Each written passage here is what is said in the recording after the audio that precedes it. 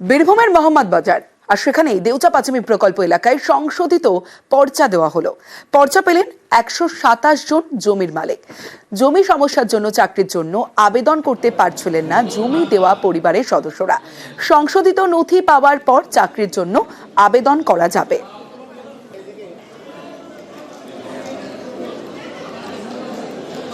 মোহাম্মদ বাজারে দেউচা পাঁচিমি প্রকল্প আর সেই এলাকায় সংশোধিত পর্চা দেওয়া হলো। পর্চা পেলেন 127 জন জমির মালিক। জমি সমস্যার জন্য চাকরির যে আবেদন করতে পারছিলেন না জমি দেওয়া পরিবারের সদস্যরা।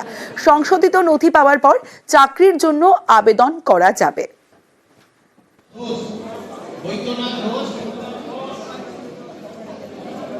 অসুবিধা এটা দাদুর নাম থেকে বাবার নামে ছিল, এটা নিজেদের নাম উঠে গেল, এটা খুশি।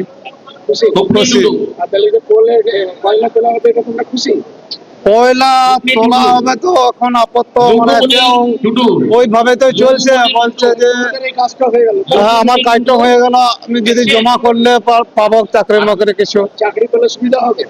হ্যাঁ তো তাও কি করবো, আমরা কাজে তো জমিটা চলে যাচ্ছে, তো দিতেই হবে।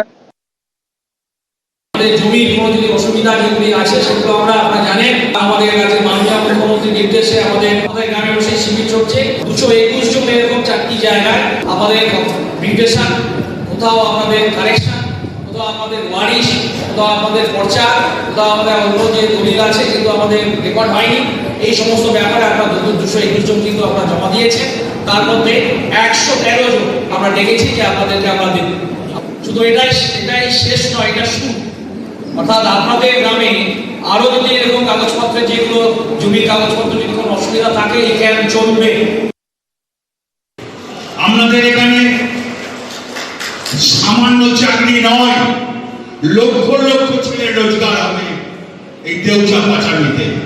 যে ধরনের রূপ নিয়েছে এই দেউচা পাঁচামি আসানসোল দুর্গাপুরকেও ছাড়িয়ে যাবে এই দেউচা। কোল এরিয়া যতটা পড়বে সব জায়গায় ক্যাম্প হবে।